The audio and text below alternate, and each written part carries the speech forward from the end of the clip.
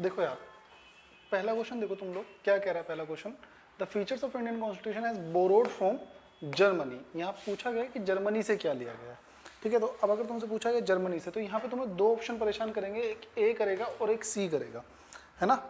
इन्हीं दो ऑप्शन में डाउट है, क्योंकि हमें पता है कि इमरजेंसी से रिलेटेड जो प्रोविजंस हैं वो हमने जर्मनी से लिए हैं, ठीक है। लेकिन मैंने तुम्हें शायद, अगर तुमने पढ़ी होगी तो मैंने तुम्हें सोर्सेज में लिखा है कि इमरजेंसी जो है वो हमने लिया है गवर्नमेंट ऑफ इंडिया एक्ट 1935 से। लेकिन इसमें हमने क्या करा कि सस्पेंशन ऑफ फंडामेंटल राइट्स, यानी कि हमारे कॉन्स्टिट्यूशन के कुछ फंडामेंटल राइट्स जो हैं वो सस्पेंड हो जाते हैं, ठीक है। कौन कौन से आर्टिकल को छोड़ के? 20 और 21, आर्टिकल 20 और 21 को छोड़ के आपके सारे फंडामेंटल राइट सस्पेंड हो जाएंगे जब इंडिया में नेशनल इमरजेंसी लगाई जाएगी, ठीक है। ये चीज़ें तो मैं डिटेल में बताऊंगा तुम्हें जब आगे पढ़ेंगे, लेकिन जितना तुम्हारा अभी तक सिलेबस हुआ है उसके हिसाब से इसका आंसर क्या होगा? ए होगा इसका आंसर, ठीक है। साथ के साथ चेक करते चलना और फिर देखते हैं, ठीक है, कितने मार्क्स इसके बैठते हैं। क्लियर हो गया पहला क्वेश्चन। दूसरा क्वेश्चन कहता है parliamentary system of India constitution is taken from which country, ठीक है। तो हमारा जो पार्लियामेंट्री मॉडल है वो हमने कहाँ से लिया है? ब्रिटिश, सीधा सीधा है। कैसा है? बाई कैमरल, यानी कि 2 हाउस सिस्टम है ना। इसमें बाई कैमरल है, 2 हाउस सिस्टम है हमारे यहाँ पे। तो ये जो 2 हाउस सिस्टम है ये हमने कहाँ से लिया है? ब्रिटेन से लिया है। जैसे हमारे यहाँ पे लोकसभा यानी कि हाउस ऑफ पीपल है, ऐसा वहाँ पे हाउस ऑफ कॉमन्स है, ठीक है। लेकिन हमारे यहाँ पे जो राज्यसभा का कंसेप्ट है वो कहाँ से है? हाँ, राज्यसभा का कंसेप्ट, हाँ राज्यसभा का कंसेप्ट आया सीनेट यानी कि यूएसए से। मीन्स हमारे पार्लियामेंट में 2 हाउस होंगे, ये तो हमने लिया कहाँ से? ब्रिटेन से। एक हाउस का कंसेप्ट हमने ब्रिटेन से ले लिया और दूसरे हाउस का कंसेप्ट कहाँ से ले लिया हमने? यूएस, ठीक है। क्लियर हो गया यहाँ तक। तीसरा क्वेश्चन देखो, the scheme of Indian federation, Indian constitution. Scheme of Indian federation, Indian federation कैसा है? फेडरल सिस्टम का मतलब हमें क्या बताया गया है कि जहां पे भी गवर्नमेंट एक से ज्यादा लेवल पे होगी उसको हम फेडरल फॉर्म ऑफ गवर्नमेंट बोलेंगे। लेकिन generally federal form of government पे स्टेट गवर्नमेंट ज्यादा पावरफुल होती है, लेकिन हमारे यहाँ पे सेंट्रल गवर्नमेंट ज्यादा पावरफुल है। तो ये जो इंडियन फेडरेशन है, यानी कि इंडियन फेडरेशन में कौन ज्यादा पावरफुल है? सेंट्रल गवर्नमेंट ज्यादा पावरफुल है। ये आइडिया कहां से लिया हमने? कनाडा से लिया है। फेडरेशन विद स्ट्रॉन्ग सेंटर लिखवाया था मैंने, है ना। फेडरेशन विद स्ट्रॉन्ग सेंटर लिखवाया है मैंने, ये तो ये कहां से लिया है? कनाडा से लिया है, ठीक है। अगला question, the common features of Indian and American federation. Common feature क्या है? सबसे ज्यादा जो कॉमन फीचर है वो है इंडिपेंडेंट जुडिशरी, यही है ना भाई। इंडिपेंडेंट जुडिशरी तो कॉमन है, बाकी तो सब अलग अलग है भाई। हमारे यहाँ पे पार्लियामेंट्री फॉर्म ऑफ गवर्नमेंट है, वहां पे प्रेसिडेंशियल फॉर्म ऑफ गवर्नमेंट है।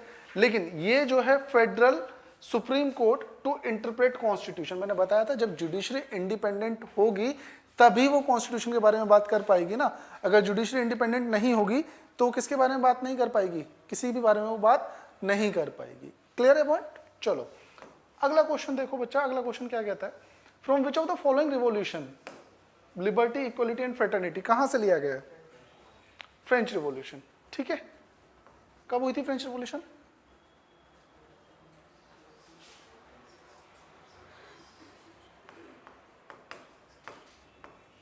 सेवनटीन 89 में हुआ था फ्रेंच रिवॉल्यूशन, ठीक है। याद रखना ये चीज। 6th क्वेश्चन क्या कहता है? The president of which country has the same constitutional authority as the president of India. मैंने बताया था तुम्हें कि भारत का प्रेसिडेंट भी कुछ नहीं करता और ब्रिटेन की महारानी भी कुछ नहीं करती, तो ये इसका आंसर क्या हो जाएगा? ब्रिटेन, ठीक है। कि हमारे यहाँ पे प्रेसिडेंट कुछ नहीं करता, वहां पे महारानी कुछ नहीं करती, ठीक है। चलो अगला क्वेश्चन देखो, the real power of the state, है ना, of India vested in parliamentary form of government to which minister. Means real power किसके पास है? रियल पावर किसके पास है? स्टेट का मतलब यहाँ पे कंट्री से होता है, प्राइम मिनिस्टर के पास है ना। प्राइम मिनिस्टर ही तो काम करता है सारे के सारे। मीन्स हमारे यहाँ पे प्रेसिडेंट कैसा है? नाम चारे के लिए है ना, बाकी सारे काम कौन कर रहा है? प्राइम मिनिस्टर कर रहा है, ठीक है। चलो, which is not a basic feature of Indian constitution. Basic feature कौन सा नहीं है? प्रेसिडेंशियल फॉर्म ऑफ गवर्नमेंट नहीं है हमारे यहाँ पे। पार्लियामेंट्री है, फेडरल गवर्नमेंट है, इंडिपेंडेंट ऑफ जुडिशियल सिस्टम है, तीनों चीजें हैं। सिर्फ क्या नहीं है? Presidential form of government India में नहीं है। क्लियर है पॉइंट? चलो फंडामेंटल ड्यूटीज कहां से ली है? रशिया। कौन से अमेंडमेंट एक्ट के थ्रू ऐड हुई थी? 42 अमेंडमेंट एक्ट 1976 में एक पार्ट जोड़ा गया इंडियन कॉन्स्टिट्यूशन में, कौन सा? पार्ट 4A, ठीक है। और इसमें जो आर्टिकल आया वो कौन सा आया? 51A, ठीक है। इसमें हमारा क्या दिया हुआ है? फंडामेंटल ड्यूटीज दिए हुए हैं, ठीक है। क्लियर है पॉइंट यहां तक? पक्का? चलो आगे चलते हैं बच्चा। यहां पे क्वेश्चन देखो, समझो क्या कह रहा है। Prior aim of the word socialist in preamble, यानी कि जब सोशलिस्ट टर्म जोड़ी गई थी प्रीएम्बल में, तुम्हें शायद पढ़ाया नहीं अभी मैंने प्रीएम्बल, यार देखो जब ओरिजिनल कॉन्स्टिट्यूशन था उसमें प्रीएम्बल नहीं था, प्रीएम्बल में मतलब सोशलिस्ट नहीं था, सोशलिस्ट जुड़ा 42 अमेंडमेंट एक्ट 1976 के थ्रू, ठीक है। अभी जब पढ़ेंगे तब पता लग जाएगा। तो ये बेसिकली क्यों जोड़ा गया था? ठीक है, इनइक्वालिटी खत्म करनी थी। किस बेसिस पे? पॉलिटिकल और कौन से बेसिस पे? इकोनॉमिक बेसिस पे, तभी सोशलिज्म आएगा, ठीक है। ये अब यहां से ये क्वेश्चन बन सकता है कि ये सोशलिस्ट आइडियोलॉजी जो है ये कहां से ली है? रशिया से। सोशलिस्ट आइडियोलॉजी कहां से ली है? रशिया से ली है। क्लियर है? हमारा कंट्री कैसा है? डेमोक्रेटिक सोशलिज्म है ना, सोशलिस्ट डेमोक्रेसी है हमारे यहाँ पे, ठीक है। क्लियर हो गया यहां तक सबको? 10 में से कितने सही है? 8 सही है, 5 सही है, 10 के 10 ठीक है, 6 ठीक है, हर्ष का 1 ठीक है, 4 ठीक है, चलो 4 ठीक है, 6 ठीक है, 7 ठीक है, सही है यार फिर तो, है ना। देखो अभी पढ़ के नहीं आए मतलब तुम लोग ना, है ना। Which part of the Indian constitution reflects the mind and ideals of the framers है, ऑफ द फ्रेमर्स है ना। आइडियल्स कहां से पता लगे हमें? प्रीएम्बल से पता लगे।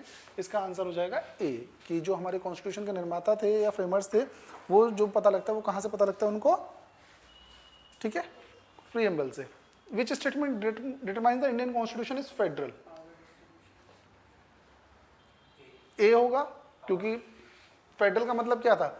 जहां पे गवर्नमेंट एक से ज्यादा लेवल पर होगी उसको क्या बोलेंगे हम? फेडरल फॉर्म ऑफ गवर्नमेंट बोलेंगे, ठीक है।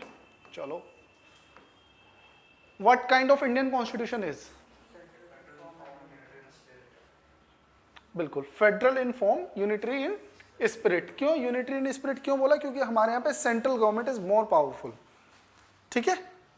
क्लियर है? Preamble of Indian constitution taken from USA से लिया है, ठीक है। कहां से लिया गया?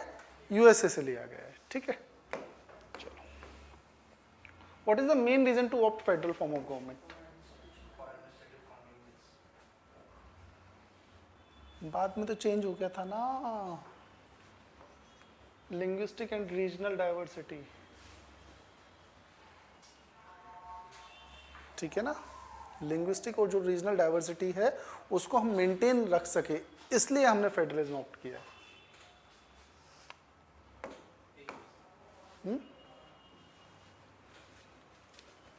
ठीक है, क्लियर हो गया पॉइंट, है ना। जो बेसिकली हमारे यहाँ पे मेन रीजन था फेडरलिज्म को ऑप्ट करने का, वो यही मेन रीजन था कि हमारे यहाँ पे जो रीजनल डाइवर्सिटी है, लिंग्विस्टिक डाइवर्सिटी है ना। वो एक कहावत कहते हैं ना हमारे यहाँ पे, कोस कोस पे वाणी बदले, है ना, 800 कोस पे वाणी, कुछ इस टाइप से कुछ कहावत है ना। तो वो चीज़ है, उस डाइवर्सिटी को इंक्लूड करने के लिए हमने क्या किया था? ठीक है, फेडरलिज्म लिया था। हो गया? पीडीएफ भेज दूंगा मैं ना, इसका पीडीएफ भेज दूंगा ग्रुप में। Amendment of constitution taken from, ये तो कर ही दोगे तुम लोग, साउथ अफ्रीका से, ठीक है। ये बताओ, यहाँ पे पूछा गया कॉन्स्टिट्यूएंट असेंबली के कंटेक्स्ट में कौन सा सही है ना, आर ट्रू, कौन सा सही है? बी सही है, ठीक है।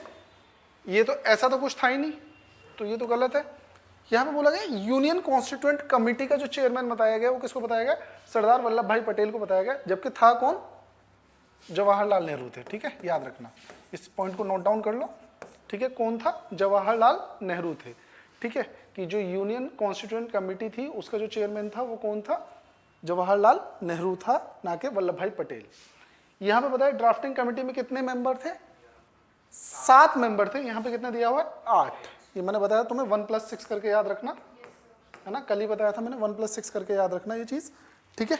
चलो आगे देखो, the constitution of India was framed by the constituent assembly under cabinet mission plan 1946 में आया था, ठीक है, उसके थ्रू कॉन्स्टिट्यूएंट असेंबली बनाई गई थी, कल ही बताया था ये भी मैंने तुम लोगों को, ठीक है। यहां पे क्वेश्चन पूछा गया, idea of constituent assembly was put forward by first M N Roy ने, ठीक है, कब?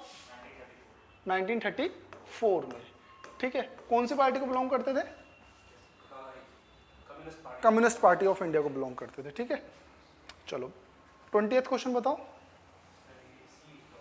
सी होगा, बिल्कुल सही बात है। जो प्रोविंसेस के, ब्रिटिश प्रोविंसेस से जो थे वहां से इलेक्ट होके आए थे, और जो प्रिंसली स्टेट थे वहां से नॉमिनेट होके आए थे, ठीक है। 21वां देखो, या पहले 20 तक बताओ कितने सही हुए? मतलब टोटल 20 में से 17 सही हो गए, 18, एक अटेम्प्ट नहीं किया। चलो 11, 10, 5, 9, 11। चलो,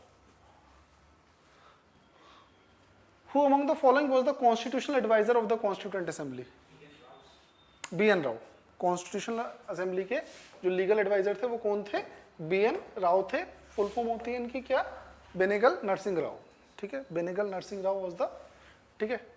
22 भी कर ही दोगे आराम से, कल ही पढ़ाया ये भी, है ना। कितने मेंबर आए थे? 296 और 93, ठीक है। प्रिंसली स्टेट से कितने मेंबर थे? 93 मेंबर थे, और वहां से ब्रिटिश प्रोविंसेस से 296, कल ही पढ़ाया था ये भी मैंने। अगला क्वेश्चन देखो, who was the president of constituent assembly? Doctor Rajendra Prasad, ठीक है। टेम्परेरी चेयरमैन कौन था? सचिदानंद सिन्हा, ठीक है। 24th भी हो गया होगा, बी आर अम्बेडकर, ये वाला भी हो गया होगा, सी 299 है, इसका सी हो जाएगा, ठीक है। इसका 299 हो जाएगा, और इसका बी आर अम्बेडकर हो जाएगा। ये जो मीटिंग हुई थी 299 मेंबर्स के साथ, कब हुई थी? 22 जुलाई, है ना, ये कब हुई थी? 22 जुलाई 1947 में। और क्या हुआ था इस डेट को? जो नेशनल फ्लैग है वो अडॉप्ट किया गया था, सेम डेट को नेशनल फ्लैग भी अडॉप्ट किया गया था। 4th क्वेश्चन दिखाऊं?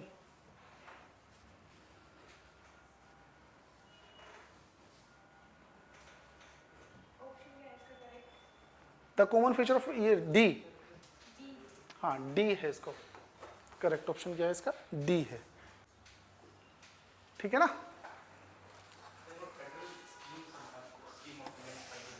फेडरल स्कीम वही तो थी बच्चा, क्या थी फेडरल स्कीम? फेडरल स्कीम यही तो बताई थी मैंने तुम्हें कि फेडरल स्कीम का मतलब ये है कि जहां पे भी गवर्नमेंट एक से ज्यादा लेवल पे होगी उसको फेडरल स्कीम बोला है। तो अब यहां पे जो कौन सा क्वेश्चन था वो तुम्हारा थर्ड ना, हाँ?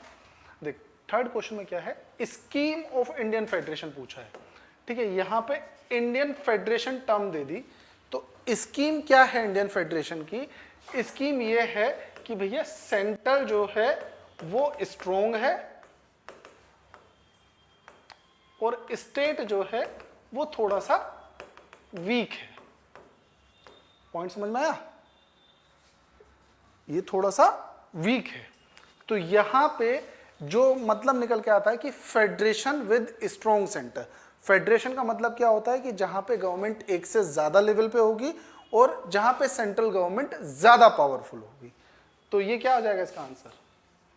कनाडा आ जाएगा। कनाडा में हमने एक चीज पढ़ी थी, रेसिडुअरी पावर।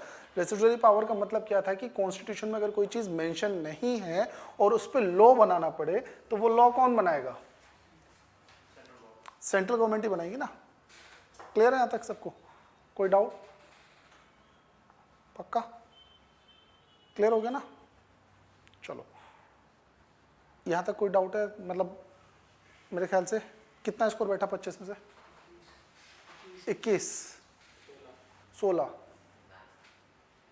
9, 12, 13, 10, 11, 14, 22। नेगेटिव मार्किंग लगाना जरा एक बार, कितने मार्क्स बैठते तुम्हारे? 2 गलत हैं, है ना। तो 1/3 लगा लेते हैं हम, है ना। अगर 1/3 नेगेटिव मार्किंग लगाए तो कितने मार्क्स बैठ रहे हैं तुम्हारे? एक क्वेश्चन, एक हम 2 मार्क का मांग के चलते हैं। 25 में 50 नंबर का पेपर था, अब लगाओ 1/3, 5 नंबर बैठ रहे हैं। इसके बैठ रहे हैं 5 नंबर। समझ रहे हो? तो ऐसा था कुछ जो नहीं पढ़ा था। एक क्वेश्चन होगा वो सोशलिस्ट वाला बस, मेरे ख्याल से, जो नहीं पढ़ा था, बाकी तो सारा कुछ पढ़ा हुआ था यार, है ना। हाँ, तुमने घर पे नहीं पढ़ा बस, मतलब मैंने जो पढ़ाया है क्लास में। और मैंने तुम्हें क्या बताया कि अगर इन क्वेश्चंस का मैं लेवल बोलूँगा तुम लोगों को तो कैसा बोलूँगा? ईजी बोलूँगा, ठीक है। मॉडरेट भी नहीं है, हार्ड भी नहीं है, बहुत ईजी क्वेश्चन है। तो 25 में से 25 नंबर आने चाहिए थे। एक क्वेश्चन को अगर हम निकाल दें, चलो काउंट करते हैं, तो 25 में से 24 तुम्हारे आने चाहिए, है ना। बहुत कहते हैं ना, बेवकूफ़ी जो की है तुमने, बहुत छोटी छोटी मिस्टेक की होंगी। हर्ष ने तो पढ़ा ही नहीं है शायद घर जाके, मुझे ऐसा लग रहा है। क्या हर्ष, नहीं पढ़ा? क्या सागर, नहीं पढ़ा घर पे जाके? तुम मुझे लाइटली ले रहे थे क्या? कहना सर ने बोल दिया टेस्ट नहीं लेंगे कल, है भाई?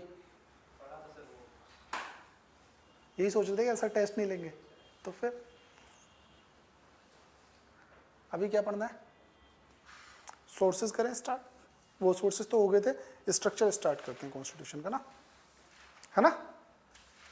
स्ट्रक्चर कहीं भी सर क्वेश्चन में पूछता है डेमोक्रेटिक के टाइप्स पूछ देता सर कि ये डेमोक्रेटिक कैसे बनी, वो तो सर हमने देखा ही नहीं। मतलब डेमोक्रेसी 2 तरह की होती है ना, डायरेक्ट और इनडायरेक्ट। सिर्फ 2 तरह की डेमोक्रेसी होती है, एक डायरेक्ट डेमोक्रेसी होगी, एक इनडायरेक्ट डेमोक्रेसी होगी। डायरेक्ट डेमोक्रेसी जहाँ पे जो भी डिसीजंस लिए जाएंगे वो वहाँ की जो पॉपुलेशन है रेफरेंडम के थ्रू डिसीजन लिए जाएंगे। जैसे स्विट्जरलैंड, ठीक है, Switzerland is the example of direct democracy. वहाँ पे जो भी गवर्नमेंट डिसीजन लेती है वो वहाँ पे अपनी पॉपुलेशन से पहले रेफरेंडम कराएगी, उसके बाद डिसीजन लेगी, ठीक है। फिर इनडायरेक्ट डेमोक्रेसी होती है, जैसे इंडिया, इसको हम रिप्रेजेंटेटिव डेमोक्रेसी भी बोलते हैं। यानी कि रिप्रेजेंटेटिव डेमोक्रेसी का मतलब कि जहाँ पे भी डिसीजंस जो है वो जनता ना लेके उनके रिप्रेजेंटेटिव्स लेते हैं, उसको बोलते हैं हम रिप्रेजेंटेटिव डेमोक्रेसी, ठीक है। या कोई और क्वेश्चन था तो बताओ। सर एक क्वेश्चन था, what is popular sovereignty? Popular question number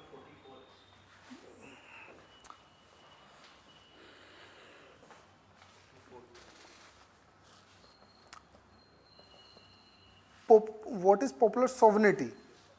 Sovereignty of the people, sovereignty of the head of the state, sovereignty of the people आएगी ना पॉपुलर सोवरेनिटी में, ठीक है ना। पॉपुलर सोवरेनिटी का मतलब क्या हो गया कि आप सोवरेन कब हो गए ना, कि जो वहाँ के लोग हैं वो किसी और के डिसीजन से इन्फ्लुएंस ना हो, उसको पॉपुलर सोवरेनिटी बोलेंगे, ठीक है ना। सर जो क्वेश्चन पूछा वो था, the government of India act 1935 was based on, the government of India act 1935 was based on. Options क्या क्या है?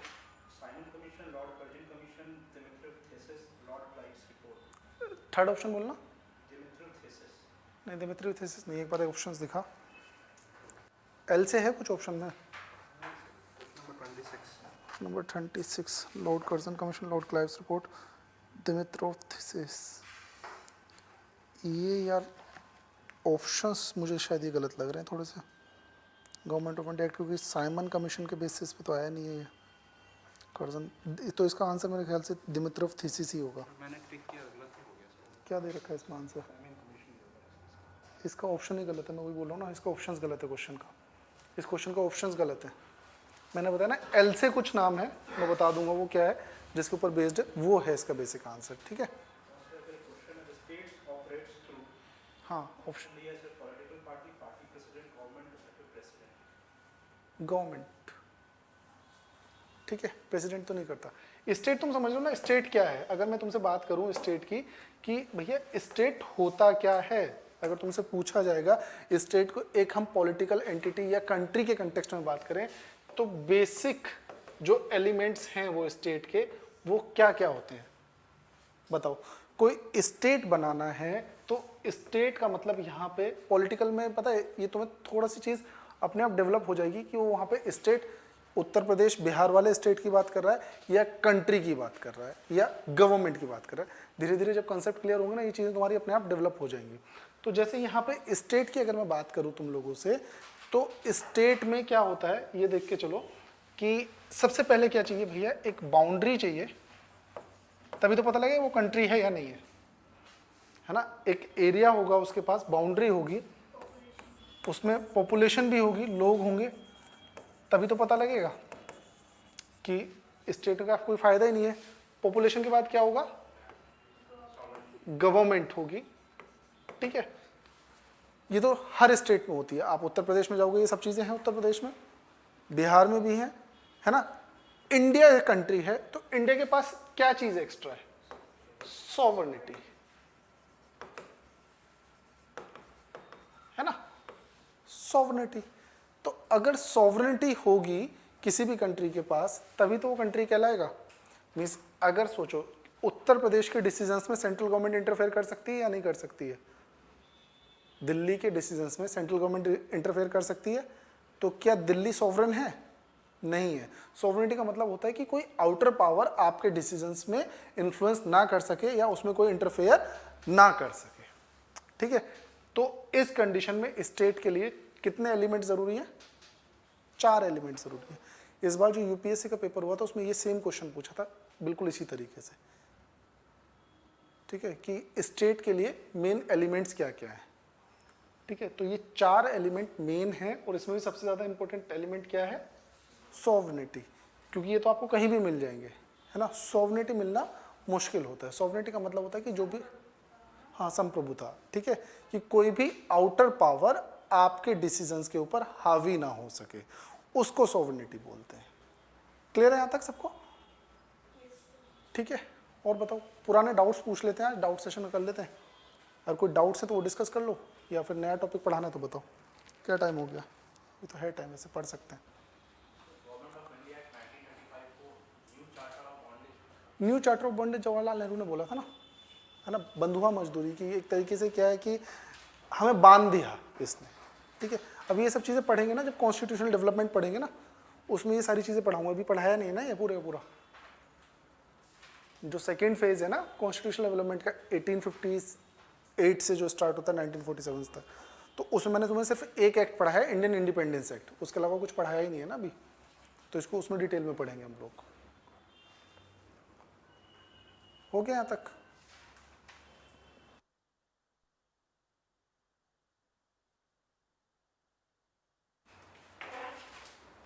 ठीक है यहाँ तक। तो नया पढ़ना है या डाउट्स पूछना है, नया पढ़े, पुराना पढ़ के नहीं आई है, नया पढ़ते हैं। चलो, panchayat, grass root democracy, local.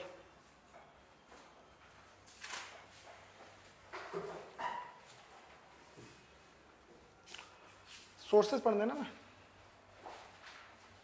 नहीं स्ट्रक्चर पढ़ते हैं, बार बार सोर्सेज क्यों याद आते हैं। हाँ बताओ। हाँ हाँ हाँ, स्पेनिश कॉन्स्टिट्यूशन से, हाँ। नहीं नहीं, और कुछ नहीं लिया, ठीक है। एक लोकपाल के लिए आता है, लोकपाल कहाँ से लिए, वो तो मैंने बताया स्कैंडिनेवियन, है ना, स्वीडन, वही स्कैंडिनेवियन, यूरोप में स्कैंडिनेवियन कंट्रीज है ना वो, उनको बोला जाता है, ठीक है। क्लियर है यहाँ तक, ठीक है। तो स्ट्रक्चर ऑफ इंडियन कॉन्स्टिट्यूशन की बात करते हैं। तो पहले स्ट्रक्चर को समझने से पहले कुछ बेसिक चीज समझ लो कि इंडियन कॉन्स्टिट्यूशन का जो स्ट्रक्चर है वो कितने पार्ट में डिवाइड किया गया है ना। देखो, स्ट्रक्चर की बात करते हो तो ओरिजिनल कॉन्स्टिट्यूशन क्या था और प्रेजेंट कंडीशन क्या है, ठीक है। इन चीजों पे बात करेंगे पहले। तो अगर मैं ओरिजिनल की बात करूं तुमसे कि ओरिजिनल कॉन्स्टिट्यूशन में जो पार्ट्स थे, ठीक है, कितने थे पार्ट्स, 22 पार्ट थे, ठीक है। आज की डेट में कितने पार्ट है, 25 पार्ट है, ठीक है। 22 पार्ट थे और आज की डेट में कितने पार्ट है, 25 पार्ट है, ठीक। वहीं मैं आर्टिकल्स की बात करता हूं, तो आर्टिकल्स कितने थे, 395 थे, और आज की डेट में कितने, 450 प्लस हो गए हैं, ठीक है, 450 से ज्यादा है। क्लियर है पॉइंट। शेड्यूल्स, अनुसूची जो होती हैं, ठीक है, वो कितनी थी, 8, आज की डेट में कितनी हो गई है 12, आज की डेट में कितनी हो गई है 12।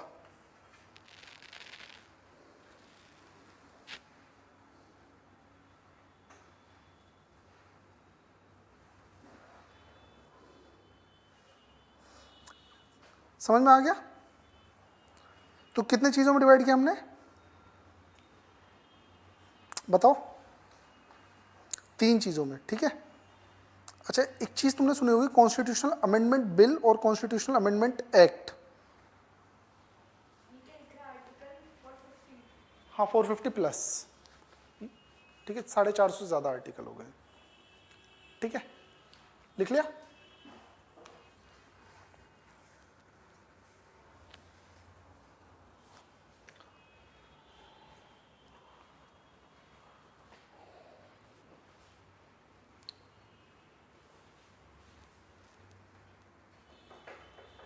हो गया यहां तक सबका?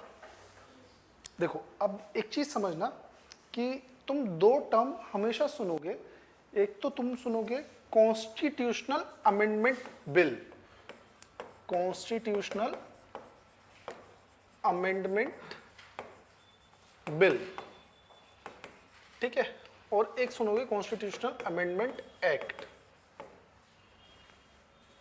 दोनों में डिफरेंस बताओ। कोई भी चीज पार्लियामेंट में जाती है लॉ बनने के लिए तो उसको हम क्या बुलाते हैं? बिल, ठीक है। मीन्स कोई भी रिजोल्यूशन या कोई भी मिनिस्टर या एमपी कोई लॉ बनाना चाहता है किसी पॉइंट पे, तो वो क्या इंट्रोड्यूस करेंगे पार्लियामेंट में? बिल इंट्रोड्यूस करेंगे। इसके साथ क्या जुड़ गया? कॉन्स्टिट्यूशनल अमेंडमेंट जुड़ गया। यानी कि अगर कॉन्स्टिट्यूशन को अमेंडमेंट करने के लिए कोई पेपर जाता है पार्लियामेंट में तो उसको क्या बोलेंगे हम? कॉन्स्टिट्यूशनल अमेंडमेंट बिल बोलेंगे, ठीक है। अब वो पेपर पास हो गया, पास होने के बाद प्रेसिडेंट के पास साइन होने के लिए गया और प्रेसिडेंट ने उस पर साइन कर दिए तो वो क्या हो जाएगा? कॉन्स्टिट्यूशनल अमेंडमेंट एक्ट हो जाएगा, ठीक है। समझ में आ गया? तुमसे क्वेश्चन पूछा जाएगा कि टोटल कॉन्स्टिट्यूशनल अमेंडमेंट एक्ट कितने हैं, बताओ जरा। ये तो जनरल नॉलेज का क्वेश्चन लेटेस्ट है तो ये तुम बता सकते हो, बताओ जरा कितने हैं, जल्दी से बताओ।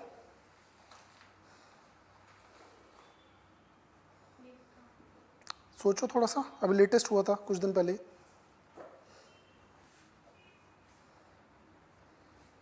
जल्दी बताओ।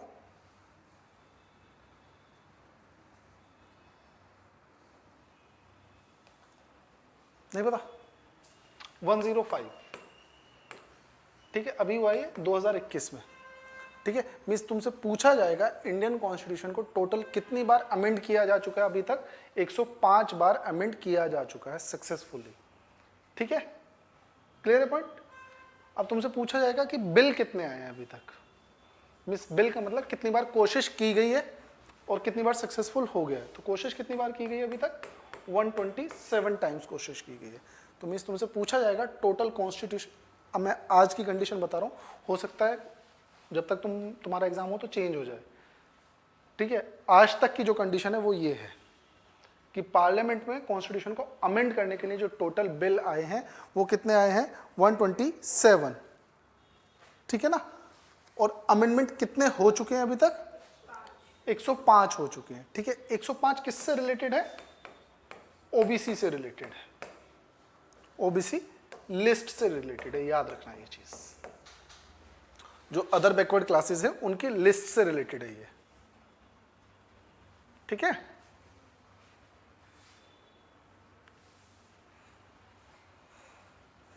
हो गया यहां तक? आगे चलें हम? नहीं हुआ?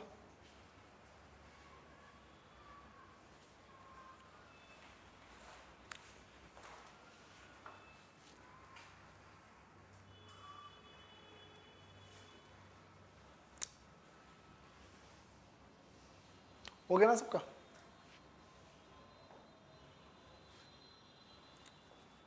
चेंज कर लो। तो देखो अब जो हमारे सामने पहला आ रहा है कि पार्ट 1, पार्ट 2 और पार्ट 3 लिखे हुए, मैं इनके सामने इनके आर्टिकल्स लिख देता हूँ। जैसे पार्ट 1 की बात करें, यूनियन एंड इट्स टेरिटरी, ये कौन से आर्टिकल से? आर्टिकल 1 से 4 तक आएगा, ठीक है।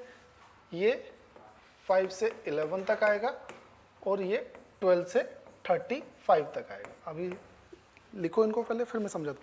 टेबुलर फॉर्म में लिख लेना ना, ऐसे मत लिखना। एक टेबल बना लो, एक में पार्ट लिख लेना, एक में सब्जेक्ट लिख लो और एक में आर्टिकल्स, इस टाइप से कर लो, है ना।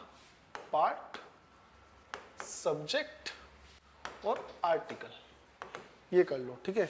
तो पार्ट 1 में क्या लिखोगे, यूनियन एंड इट्स टेरिटरी यहाँ लिख लेना, और आर्टिकल 1 से 4 यहाँ तक कर लेना, तो तुम्हें ईजी रहेगा याद करने के लिए, है ना। ऐसे टेबल बना लो ना, टेबल बना के ईजी रहेगा याद करने के लिए,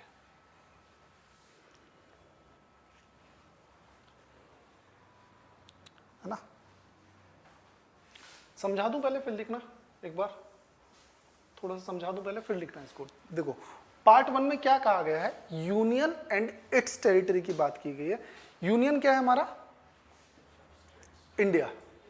यूनियन क्या है हमारा, इंडिया, और उसकी टेरिटरी क्या है, जो उसके स्टेट हो गए वो टेरिटरी होगी, ठीक है। तो इस पार्ट में हम लोग क्या पढ़ेंगे, एक तो इंडिया के बारे में पढ़ना है और उसकी टेरिटरीज के बारे में पढ़ना है, यानी कि इंडिया क्या है, ठीक है, और उसकी टेरिटरीज कैसे बन सकती है, मीन्स कोई भी नए स्टेट का जो फॉर्मेशन है वो कैसे हो सकता है, वो सारे के सारा हम पढ़ेंगे पार्ट 1 में, ठीक है। एक बेसिक चीज याद रखना, कुछ केसेस में, हर केस में नहीं, जनरली पार्ट 1 से लेके लगभग कुछ पार्ट ऐसे हैं कि जो ये तुम्हें, जो मैं फंडा अभी बताऊंगा, ये तुम्हारा एप्लीकेबल होता है। हर केस में, हर पार्ट पे एप्लीकेबल नहीं होगा, कुछ पार्ट्स में एप्लीकेबल होगा, वो मैं बता देता हूँ। जैसे ये जो पहला वाला आर्टिकल है, 2 आर्टिकल लिखे हुए हमने, तो ये जो पहला वाला आर्टिकल है, ये हमेशा इस सब्जेक्ट की डेफिनेशन मान के चलो, है ना। सब्जेक्ट क्या है, union and it's territory. Union क्या है हमारा, इंडिया। तो आर्टिकल 1 में किसकी डेफिनेशन दे रखी है, इंडिया की डेफिनेशन दे रखी है। क्लियर हुआ पॉइंट, है ना। जैसे अब तुमसे पूछा जाए कि आपको सिटीजनशिप कौन से आर्टिकल के थ्रू मिली है, 5 के थ्रू। अभी मतलब ये तुक्का बता रहा हूँ मैं, कि ऐसे तुक्का लगा सकते हो तुम, जब धीरे धीरे पढ़ोगे तो चीज़ें समझ में आएंगी अपने आप। तो अभी तुक्का लगाने के हिसाब से बता रहा हूँ कि सिटीजनशिप की डेफिनेशन कहाँ दे रखी होगी, सिटीजनशिप को इंप्लीमेंट किया गया कहाँ से, कौन से आर्टिकल से इंप्लीमेंट किया गया, 5 से इंप्लीमेंट किया गया होगा, ठीक है। ये पॉइंट समझ में आया। ये जो लास्ट वाला आर्टिकल है, ये हमेशा इस सब्जेक्ट से रिलेटेड पार्लियामेंट की पावर होती है, ठीक है। कि जैसे सिटीजनशिप में कोई भी चेंज पार्लियामेंट कर सकता है, कौन से आर्टिकल में दे रखा होगा तुम्हारे हिसाब से, 11 में दे रखा होगा, ठीक है। फंडामेंटल राइट से रिलेटेड जो पावर्स है सारी सारी, वो किसके पास है, पार्लियामेंट के पास है। कौन से आर्टिकल में दे रखा होगा, 35 में। समझ में आ गया ना। तो ऐसे तुम इनको याद कर सकते हो एक बार जब पढ़ोगे ना। क्लियर है, यहाँ तक लिख लो इसको। ऐसे क्यों बना रही, टेबल बना लेना, ठीक से याद हो जाएंगे, ऐसे तो ये भूल जाएगी। जो मैंने टेबल बताई थी ना, देख ऐसे करके लिख इसको, यहाँ पे पार्ट्स लिख, है ना, यहाँ पे पार्ट 1 लिख, यहाँ पे सब्जेक्ट में क्या आ जाएगा, यूनियन एंड इट्स टेरिटरी आ जाएगा, और यहाँ पे आर्टिकल्स लिख, आर्टिकल 1 से 4 तक। तो ऐसे याद करेगी ना तो याद रहेगा, जैसे ऐसे बनाओगे ना तो याद नहीं रहेगा बच्चे, दिक्कत हो जाएगी, ठीक है। टेबल बना के याद करो इसको तो याद रहेगा।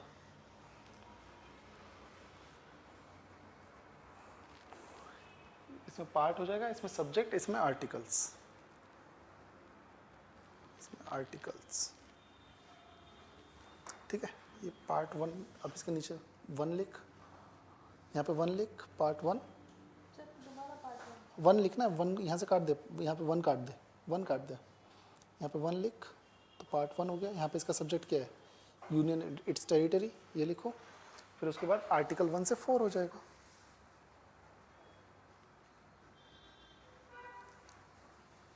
है ना। ऐसे सिटीजनशिप का लिख लिया, पार्ट 2 सिटीजनशिप, है ना, याद हो जाएगा ना, ऐसे इजी इजी रहेगा याद करना। आगे चलें, ठीक है। पार्ट 4 और पार्ट 4A, ठीक है। ये डीपीएसपी है, आर्टिकल 36 से 51 तक, 36 से 51 तक, ठीक। और 4A है आर्टिकल 51A, 4A है article 51A।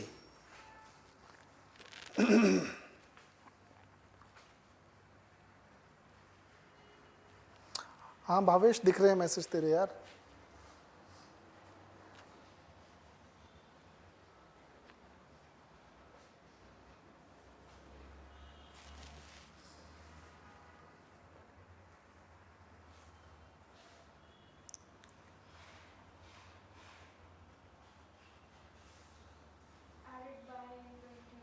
42 amendment act, 42 constitutional amendment act. इसके ब्रैकेट में लिखना है, इसके ब्रैकेट में लिख लो ना। देखो ऐसे समझो, एक चीज समझना, जहां पे भी तुम्हें कैपिटल अल्फाबेट दिखाई देगा, ए बी सी डी कुछ भी कैपिटल अल्फाबेट दिखाई देगा, तो वो ओरिजिनल कॉन्स्टिट्यूशन में नहीं था, उसे बाद में ऐड किया गया है। तो उसे बाद में ऐड किया जाएगा तो उसके साथ एक अमेंडमेंट एक्ट भी आएगा।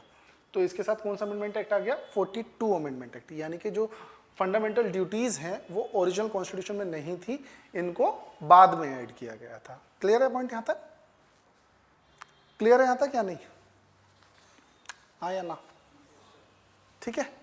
तो देखो मैंने जो याद किया इसको, ये टेबल तुम्हें पार्ट 10 तक तो याद होनी ही होनी चाहिए। अगर तुम एसएससी या किसी वनडे एग्जाम्स के लिए जा रहे हो, पूरी भी कर लोगे तो कोई दिक्कत नहीं है, लेकिन पार्ट 10 तक तो ज़रूर याद कर लो, और इजी भी है याद करनी। मैंने इसको 2 पार्ट में डिवाइड किया, जैसे पार्ट 1 से लेके, और मैं बात करता हूँ पार्ट 4A तक, ठीक है। फिर दूसरा मैंने इसको डिवाइड किया पार्ट 5 से लेके पार्ट 10 तक। मैंने कैसे डिवाइड किया कि ये जो 5 पार्ट हैं, इन 5 पार्ट में हम किसके बारे में बात कर रहे हैं? राइट्स के बारे में बात कर रहे हैं और ड्यूटीज के बारे में बात कर रहे हैं, ठीक है। और पार्ट 5 से 10 के बीच में हम किसके बारे में बात करेंगे? एडमिनिस्ट्रेशन के बारे में बात करेंगे बच्चा। किसके बारे में बात करेंगे? एडमिनिस्ट्रेशन के बारे में बात करेंगे। तो देखो पार्ट 1 से पार्ट 4A तक मैंने कैसे याद किया, मैं बताता हूँ कि देखो पहले एक कंट्री बना, है ना। देखो अब ध्यान से देखना जो मैं बोल रहा हूँ साथ में। पहले कंट्री बना, फिर उसमें लोग आए, लोगों को अगर शांति से बैठाना है तो उन्हें राइट्स दे दो, तो हमने उनको राइट्स दे दिए, ठीक है। अब जब उन्हें राइट्स मिल गए तो सरकार ने क्या कहा, डायरेक्टिव प्रिंसिपल्स मैंने तुम्हें बताया था कि सरकार की ड्यूटी है उसके सिटीजन्स के लिए कि हमें एम्प्लॉयमेंट मिले, वो जो भी चीज़ें वो कौन करेगा?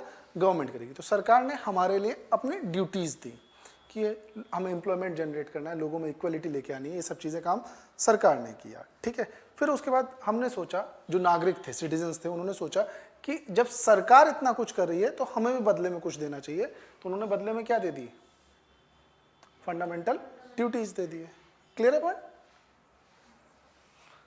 हो जाएगा पार्ट 4A तक तो याद। अब पार्ट 5 से पार्ट 10 तक हम बात करते हैं किसकी? एडमिनिस्ट्रेशन की, ठीक है। कि देखो बगैर सरकार के एडमिनिस्ट्रेशन नहीं चल सकता, कोई भी कंट्री नहीं चल सकता, ठीक है।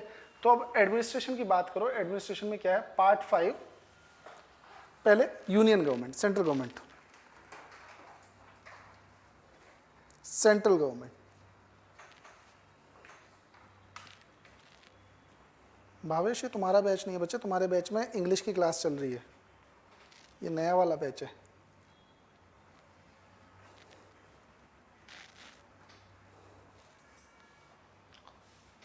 यूनियन गवर्नमेंट कौन से आर्टिकल तक हो गया था? वहां पे 51A तक हो गया था, तो ये कहां से आएगा? 52 से 151 तक,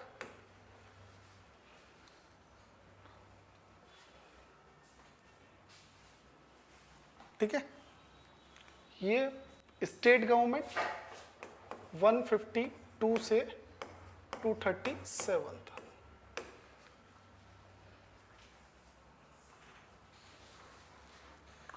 समझ में आया? देखो इसको ऐसे समझना, यूनियन गवर्नमेंट में हम president, vice president, parliament, supreme court के बारे में कहाँ पढ़ेंगे? पार्ट 5 में, ठीक है। स्टेट में क्या होता है? गवर्नर होता है, चीफ मिनिस्टर होता है, हाई कोर्ट होता है, डिस्ट्रिक्ट कोर्ट होता है, उनके बारे में कहाँ पढ़ेंगे? पार्ट 6 में, स्टेट से रिलेटेड, ठीक है। अभी अगला पॉइंट ध्यान से देखना, पार्ट 7 के सामने क्या लिखा हुआ है? डिलीटेड। कौन से अमेंडमेंट एक्ट के through? 7th constitutional amendment act के थ्रू। मीन्स अब हमारे कॉन्स्टिट्यूशन में पार्ट 7 नहीं है, इसे डिलीट कर दिया गया है, ठीक है। क्लियर है पॉइंट? ये डिलीट कर दिया गया, याद रखना ये चीज। Part 7 was deleted.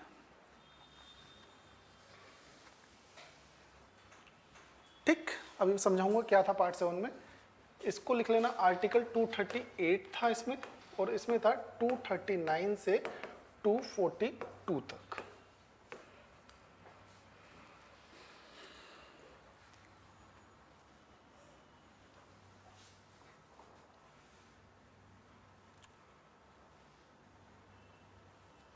ये आर्टिकल है 238। क्या बस इतना लिख लो, deleted by 7th amendment act.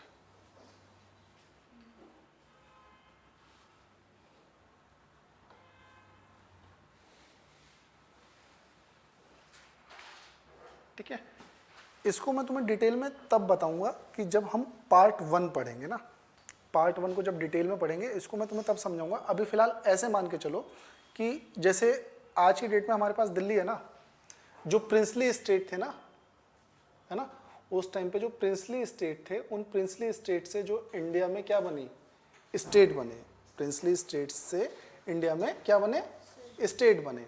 ठीक है, उन स्टेट्स के साथ क्या किया गया, वो पार्ट 7 में था सारे का सारा, उनका एडमिनिस्ट्रेशन जो था वो कहाँ दे रखा था, पार्ट 7 में।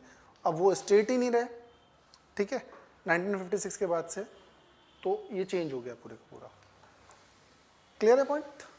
ठीक है, पार्ट 8 में यूनियन टेरिटरी से रिलेटेड पढ़ेंगे, जैसे दिल्ली का एडमिनिस्ट्रेशन हो गया, बाकी जो भी है एडमिनिस्ट्रेशन, वो सारे का सारा कहाँ पढ़ेंगे हम, पार्ट 8 में पढ़ेंगे।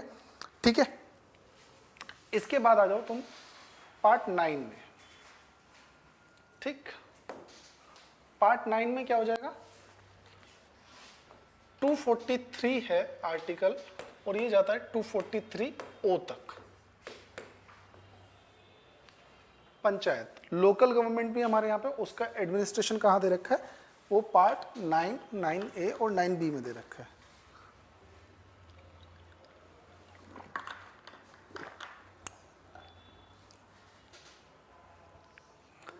ठीक है,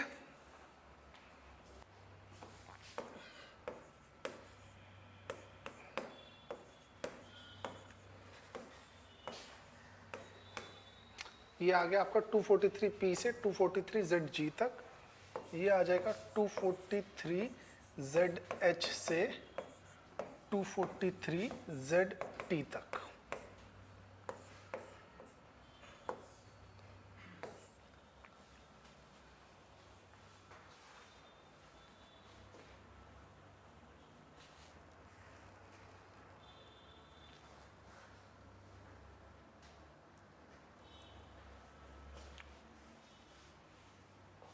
ठीक है, अमेंडमेंट एक्ट याद रखना, पंचायत कब जुड़ा, 73 अमेंडमेंट एक्ट के थ्रू, 74 के थ्रू म्यूनसिपैलिटीज, और 97 अमेंडमेंट एक्ट के थ्रू कोऑपरेटिव सोसाइटीज।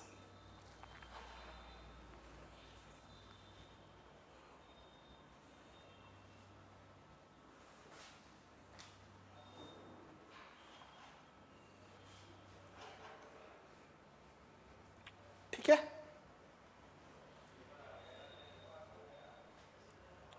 क्लियर है यहां तक?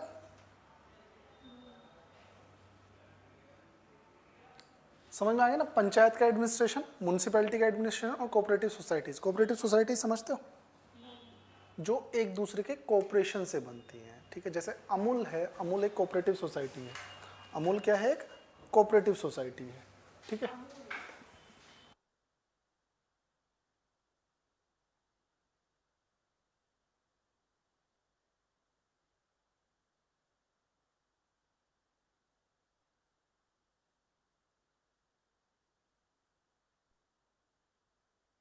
हाँ, अमूल का एग्जांपल क्या है, वो एक कोऑपरेटिव सोसाइटी है। ठीक है, कोऑपरेटिव सोसाइटी गवर्नमेंट नहीं होती, मींस गवर्नमेंट उनको कुछ स्पेशल प्रोविजंस प्रोवाइड करता है।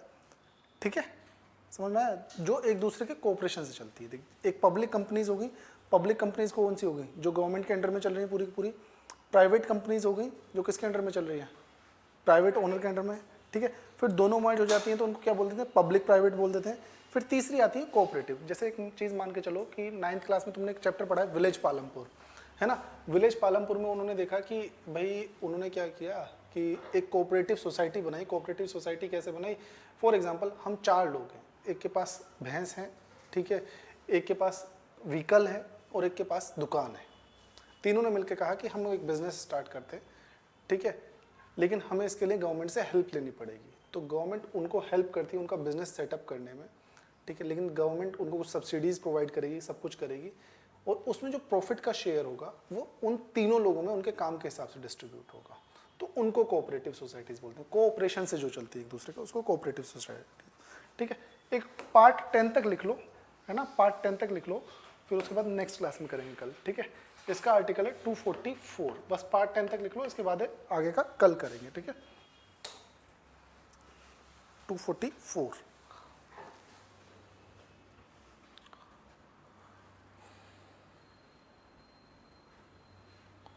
ठीक है। गवर्नमेंट ने कुछ एरियाज बना रखे हैं शेड्यूल और ट्राइबल एरियाज, उनका एडमिनिस्ट्रेशन दे रखा है आर्टिकल 244 में, ठीक है। चलो फिर नेक्स्ट क्लास में मिलते हैं।